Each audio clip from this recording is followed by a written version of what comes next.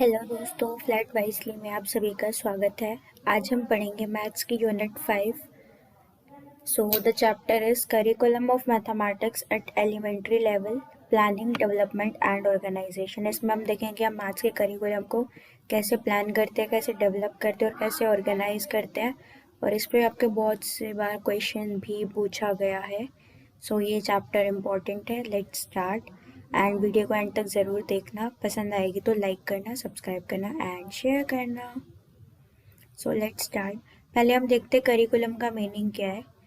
It refers to all the learning experiences that are planned and organised by the school inside और outside the school. Curriculum एक वो term है जो कि refer करती है बहुत सारे लर्निंग एक्सपीरियंसेस को जो प्लान किया जाता है और ऑर्गेनाइज किया जाता है स्कूल के थ्रू। जब एक स्कूल बहुत से लर्निंग एक्सपीरियंसेस को प्लान करता है और ऑर्गेनाइज करता है, फिर वो स्कूल के अंदर भी उस चीज़ को ऑर्गेनाइज कर सकता है और स्कूल के बाहर भी ऑर्गेनाइज कर सकता है, तो वो करिकुलम होता है। इसकी नेक्स्ट डेफिनेशन देख लेते हैं। It includes the totality of experiences received by students through various activities in class. ये करिकुलम के अंदर इंक्लूड होता है कि सब कुछ जो भी एक्सपीरियंस मिला है स्टूडेंट्स को अलग अलग एक्टिविटीज़ से क्लास के अंदर, और वो क्या क्या हो सकता है, library, laboratory, workshop, playground and through numerous interactions with teachers, students, instructors in the school. School में जो भी मतलब बच्चों को एक्सपीरियंस मिल रहा है अलग अलग एक्टिविटीज़ के थ्रू मिल रहा है, लाइब्रेरी में बुक्स पढ़ के मिल रहा है, लैब से मिल रहा है, मैथ्स लैब से, वर्कशॉप्स कंडक्ट कर रहे हैं उससे मिल रहा है, प्लेग्राउंड में, या अलग अलग जो इतने सारे हम इंटरेक्शन करते हैं टीचर्स के साथ, स्टूडेंट्स के साथ, या हमारे डिफरेंट टीचर्स के साथ, इंस्ट्रक्टर्स के साथ स्कूल के अंदर। तो ये वो सारे एक्सपीरियंसेस को इंक्लूड करता है करिकुलम। करिकुलम की डेफिनेशन दिया मोनरे ने, that curriculum includes all those activities which are utilized by the school to attain the aim of education। ये वो सारी एक्टिविटीज़ होती हैं जो कि एक स्कूल अच्छे से प्रोवाइड करता है, यूटिलाइज करता है उन एक्टिविटीज़ को, ताकि वो एम ऑफ एजुकेशन को अटेन कर सके, उसको प्राप्त कर सके, उसको पा सके। नेक्स्ट आता है हमारा steps of development of maths curriculum, कि हम मैथ्स करिकुलम को डेवलप करने के लिए कौन कौन से स्टेप्स यूज़ करते हैं। मतलब फर्स्ट स्टेप हम क्या अपनाएंगे कोई भी करिकुलम को बनाने से पहले। यहाँ पे स्पेशली मैथ्स की बात हो रही है, तो लेट्स सी कि जब हम, आप खुद से सोचना कि जब आप मैथ्स का करिकुलम प्रोवाइड करोगे बच्चों को, तो आप उसमें क्या क्या देखते हो, या आप खुद से, अगर आप एक स्टूडेंट हो तो आप खुद से क्या सोचते हो कि हमारे मैथ्स के सिलेबस में ये चीज़ें होनी चाहिए, या आपको कैसे मिलना चाहिए। सो लेट्स सी कि क्या स्टेप्स हैं जब हम डेवलप करते हैं। फर्स्ट स्टेप आता है फॉर्मुलेशन ऑफ ऑब्जेक्टिव्स। इसमें फॉर्मुलेशन ऑफ ऑब्जेक्टिव्स का मतलब ही आपको समझ आ रहा है टर्म का ही, कि जिसमें कि जो भी मैथ्स के ऑब्जेक्टिव्स हैं ताकि हम अटेन कर सकें, तो वो सब चीज़ें इंक्लूड हो हमारे करिकुलम में। तो अब हम इसके पॉइंट्स देख लेते हैं। The objectives of teaching are mentioned clearly for each subject and class level, कि मैथ्स की टीचिंग के जो भी ऑब्जेक्टिव्स हैं वो हर सब्जेक्ट के लिए और हर क्लास लेवल के लिए अलग से लिखे हुए होने चाहिए। The objectives are formulated on the basis for whole teaching process. जो भी ऑब्जेक्टिव्स होंगे उन्हें उस अकॉर्डिंग फॉर्मुलेट करना चाहिए कि जो हम पूरा टीचिंग प्रोसेस कर रहे हैं उसमें वो सब इंक्लूड हो जाए। मतलब जिस तरीके से हमें पढ़ाना है तो वो सब होना चाहिए। जैसे कि मान लो आपको एंगल सम प्रॉपर्टी पढ़ानी है, तो उसमें ये ऑब्जेक्टिव है कि आप एक्टिविटीज़ का यूज़ करो, तो एक्टिविटीज़ का यूज़ करना एक टीचिंग प्रोसेस हो गया, जिससे कि हम अटेन कर पा रहे हैं कि हाँ बच्चे को वो कंसेप्ट समझ आना चाहिए, हमारा ऑब्जेक्टिव है। तो ये सारी चीज़ें भी देखनी पड़ती है। They must be expressed properly in written form, और जो ऑब्जेक्टिव्स हैं उनको अच्छे से एक्सप्रेस किया होना चाहिए रिटन फॉर्म के अंदर। नेक्स्ट हमारा स्टेप आता है selection and organisation of contents and topics. हमें अच्छे से जो भी हम टॉपिक और कंटेंट इंक्लूड कर रहे हैं क्लास लेवल को देखते हुए, उनका एज लेवल, माइंड लेवल को देखते हुए हमें अच्छे से सिलेक्ट करना चाहिए और ऑर्गेनाइज करना चाहिए टॉपिक्स को। It is necessary to select and organise various topics properly. It has to be decided. ये बहुत नेसेसरी होता है कि आप कौन से टॉपिक को सेलेक्ट कर रहे हो और कौन सी एक्टिविटीज़ या टॉपिक्स को ऑर्गेनाइज कर रहे हो प्रॉपरली। और ये सब डिसाइडेड होता है, और ये किस बेस पे डिसाइडेड होता है, that which topics to be taught in which class, कि कौन से टॉपिक कौन सी क्लास में पढ़ाने हैं. How to distribute topics and subtopics of a subject matter at different levels of classes, कि आपको जो टॉपिक्स को डिस्ट्रीब्यूट करना है क्लास लेवल के अकॉर्डिंग वो आपको कैसे करना है, और टॉपिक्स और सब टॉपिक्स को कैसे करना है वो सब्जेक्ट मैटर डिपेंड करता है. जैसे कि आप इंटीजर्स आपकी 6th क्लास में पढ़ते हो, देन आप 7th क्लास में पढ़ते हो, देन आप 8th में पढ़ते हो, लेकिन हर बार टॉपिक्स डिफरेंट हो जाते हैं इंटीजर्स के अंदर ही, और उसके सब टॉपिक्स डिफरेंट हो जाते हैं बिकॉज आपके एज के अकॉर्डिंग वो लेवल इंक्रीज होता जाता है. How to organise a topic at particular level, और कोई भी एक टॉपिक को कैसे ऑर्गेनाइज करोगे एक पर्टिकुलर लेवल पे.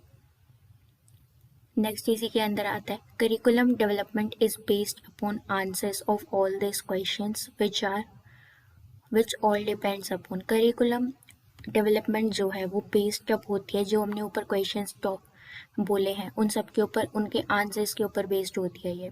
तो इसमें कौन कौन से क्वेश्चंस के हमें आंसर्स मिलते हैं जब हम ये वाला डेवलपमेंट करते हैं, करिकुलम को डेवलप करते हैं, तो वो आता है logical ability, mental ability and age of students. हम ये सब चीज़ें देखते हैं कि कौन से टॉपिक्स पढ़ाने हैं, तो उसमें आगे लॉजिकल एबिलिटी को देखते हो कि बच्चों की अभी कितनी क्षमता है, कितना वो लॉजिक यूज़ कर सकते हैं. मेंटल एबिलिटी, वही मेंटल माइंड उनका कितना है अभी, और उनकी एज क्या है स्टूडेंट्स की. Subtopics and their difficulty level, कि सब टॉपिक्स कौन से डिवाइड करने हैं और उनका डिफ़िकल्टी लेवल कौन सी क्लास के अकॉर्डिंग कितना होना चाहिए. को रिलेशन बिटवीन सब टॉपिक्स एंड टॉपिक्स, को रिलेशन होना चाहिए कि आप पर्टिकुलर लेवल पे जो टॉपिक दे रहे हो वो उससे दूसरे टॉपिक्स को भी रिलेट कर पाए. नेक्स्ट हमारा स्टेप आता है suggesting appropriate learning experiences. This stage is to decide about the strategies or methods to be used in imparting the knowledge of subject matter. इस स्टेज पे हम डिसाइड करते हैं कि कौन सी स्ट्रैटेजी या कौन से मेथड को यूज़ करना है कि बच्चों के अंदर हम नॉलेज को डाल सके, वो बच्चे जो कंसेप्ट है उसको अच्छे से समझ पाए जो भी हम मेथड यूज़ कर रहे हैं. The teaching method from learning experience for students must be well planned. जो भी टीचिंग मेथड्स हम यूज़ करेंगे वो हम स्टूडेंट्स के लर्निंग एक्सपीरियंस का वो बिल्कुल अच्छे से, मतलब बच्चों के लिए एक लर्निंग एक्सपीरियंस बन जाना चाहिए जो मेथड यूज़ कर रहे हैं, और वो बिल्कुल वेल प्लान्ड होना चाहिए. बच्चों को वो मतलब जब वो उस चीज़ को एक्सपीरियंस करे, जब वो लर्न करे उस मेथड से, तो वो इतना वेल प्लान्ड होना चाहिए कि बच्चों को समझ आ जाए और वो उसको याद रखे कि मैम ने हमें इस टाइप से कराया था तो हम इसको ऐसे ही याद करेंगे. या अगर और अपने फ्रेंड्स को समझाएंगे तो ये बहुत ईजी वे है, हम भी इसी मेथड से समझाएंगे. Learning experiences must be such that they help to achieve objectives. जो learning experience होंगे वो इस टाइप से होने चाहिए that कि वो experiences आपको help करे achieve objectives achieve करने के लिए. Help to teach relevant subject matter, वो help करे subject matter बिल्कुल relevant हो उसको teach करने के लिए, कि ये नहीं है कि आपने फालतू चीज़ें भी पढ़ा दी जो बच्चों के काम की नहीं है अभी इस वक्त पे. जो बच्चों का है आप सिर्फ उसे उसके लेवल पे उतने कराओगे, ये नहीं है कि आपने बहुत सारी एक्स्ट्रा चीज़ें करा दी और बच्चा समझ ही नहीं पा रहा. Easy to conduct and manage, वो लर्निंग एक्सपीरियंसेस बहुत ईजी होने चाहिए कि आप क्लास में उसको करा सको और अच्छे से क्लास को मैनेज भी कर सको उसे कराते हुए. इफ़ेक्टिव एंड मेमोरेबल, वो बहुत इफ़ेक्टिव होने चाहिए और बच्चों को याद रहे, तो उनके लिए मेमोरेबल होने चाहिए, उनकी मेमोरी इंक्रीज होनी चाहिए उससे और उनको याद रहना चाहिए. Suggesting suitable methods and techniques of evaluation, suggest करना होता है सुटेबल मेथड्स को और टेक्निक्स को इवेल्युएशन करने के लिए. Evaluation is the most important part for teaching learning process. जो इवेल्युएशन होता है ये बहुत मोस्ट इम्पॉर्टेंट पार्ट होता है टीचिंग लर्निंग प्रोसेस का, बिकॉज इसी से हमें पता चलता है कि बच्चे को जो हम करा रहे हैं वो उसे अच्छे से सीख भी रहा है या नहीं सीख रहा, या हम कहीं वेस्ट तो नहीं जा रहा, जो हम पढ़ा रहे हैं बच्चे को वो सच में आ तो गया ना. इट्स काइंड कि आप टेस्ट करके इवेल्युएट करते हो, बच्चों की क्वालिटीज़ पता चल जाती है कि हाँ उनमें ये समझ आ चुकी है या जो हमने कंसेप्ट समझाया है वो समझ गए हैं. इवेल्युएशन करते हैं हम, तो हम अलग अलग टेस्ट कंडक्ट करते हैं या क्विजेस कर रख देते हैं क्लास के अंदर इवेल्युएशन के लिए. Suitable methods and techniques are planned to assess how much successful were the methods of teaching learning experiences in attainment of learning of objectives. तो suitable methods और techniques हम उस अकॉर्डिंग प्लान करते हैं कि हमें पता चल जाए कि हम कितने सक्सेसफुल हुए हैं, कि ये बच्चों को हमने जो मेथड्स यूज़ करके पढ़ाया है तो उनसे क्या हम जो हमारे ऑब्जेक्टिव थे, जो पर्टिकुलर ऑब्जेक्टिव था उस चैप्टर को पढ़ाने के लिए, क्या हम उसको प्राप्त कर पाए हैं या भी नहीं कर पाए हैं। Evaluation techniques are decided according to prescribed curriculum. Evaluation technique decide की जाती है जो हमें करिकुलम दिया जाता है उसके अकॉर्डिंग कि आप कौन सी एक्टिविटी या कौन सा मेथड यूज़ करोगे करिकुलम के अकॉर्डिंग जो आपका सिलेबस है। नेक्स्ट आता है कंक्लूजन। कंक्लूजन में क्या लिखोगे आप? All the steps of development of curriculum are important because they all help in attainment of educational objectives and fulfill the needs of a teacher as well as a student. Conclusion इसका ये है कि हम जब develop करते हैं steps को for curriculum, जब हम एक करिकुलम को डेवलप करते हैं तो ये स्टेप्स इसलिए इम्पॉर्टेंट है बिकॉज ये सभी हमें हेल्प करते हैं कि हम एजुकेशनल ऑब्जेक्टिव्स को प्राप्त कर सकें और टीचर के साथ साथ एक स्टूडेंट की भी बेसिक नीड्स को फुलफिल कर सकें। नेक्स्ट इस चैप्टर में आता है प्रिंसिपल्स क्या है करिकुलम ऑर्गेनाइजेशन के, और ये भी क्वेश्चन आपसे पूछा गया एग्जाम में। सो लेट्स सी, पहले थोड़ा इंट्रो देख लेते हैं। If everything is well organized in maths curriculum, like selecting content, teaching methods, etc., will help to attain the instructional objectives. अगर हर चीज़ मैथ्स में बिल्कुल अच्छे से वेल ऑर्गेनाइज्ड होगी, जैसे मैथ्स करिकुलम में, जैसे कि हमने कंटेंट सेलेक्ट कर लिया अच्छे से, कौन सा टीचिंग मेथड यूज़ करना है, तो ये सब हमें हेल्प करेगी कि हम लोग इंस्ट्रक्शनल ऑब्जेक्टिव्स या एजुकेशनल ऑब्जेक्टिव्स जो भी हमें दिए गए हैं उसको हम अटेन कर पाए, प्राप्त कर पाए। अब हम देखते हैं प्रिंसिपल्स क्या क्या है। तो फर्स्ट प्रिंसिपल है हमारा principle of logical and psychological order. Contents and subject matter should be organised in logical order and physical and psychological order. तो इसमें क्या कह रहे हैं कि जो कंटेंट्स है या जो सब्जेक्ट मैटर है यानी सब्जेक्ट टॉपिक्स हैं वो ऑर्गेनाइज होने चाहिए लॉजिकल वे में और साइकोलॉजिकल वे में, दोनों में। जैसे कि लॉजिकल वे में हम एग्जांपल देख लेते हैं।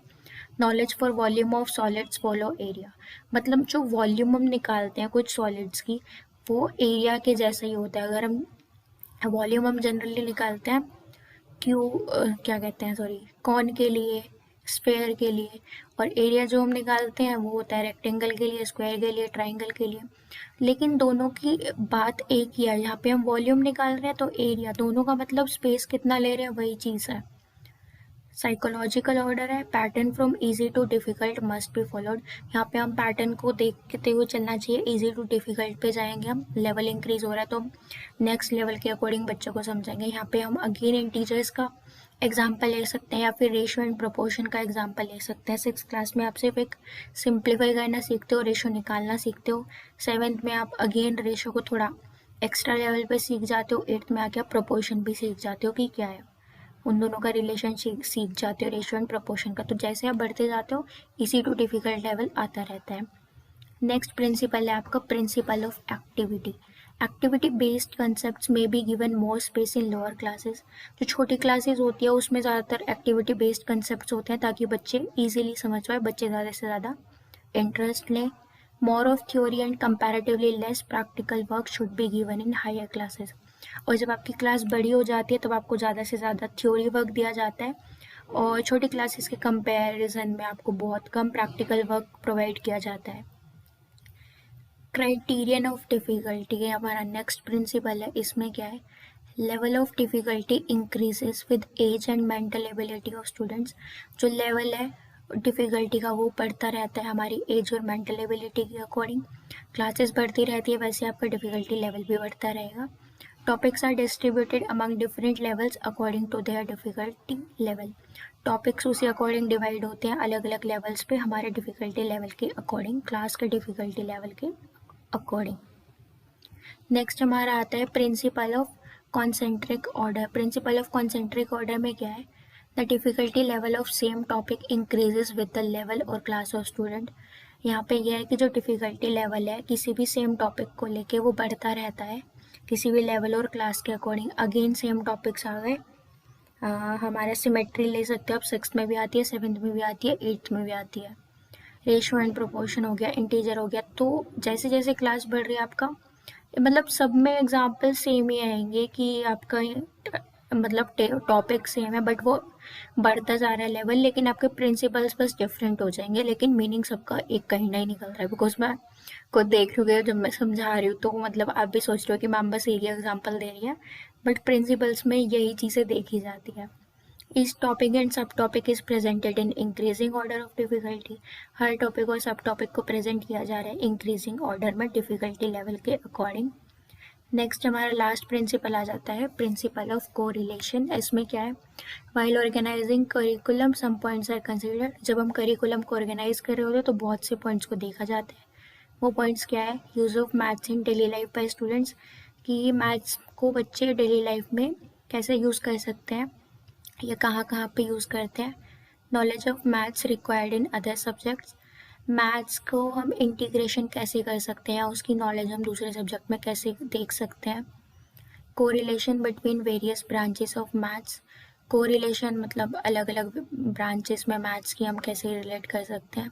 Correlation between practical work and theory, and practical work maths का और थ्योरी वर्क मैथ्स का आपस में रिलेट करना. तो यहाँ पे ही हमारा चैप्टर ख़त्म होता है. होप सो आपको समझ आ गया होगा हमारा मैथ्स का फर्स्ट चैप्टर करिकुलम डेवलपमेंट को लेके and principles of curriculum organisation को लेके. Thank you for watching it. Bye bye.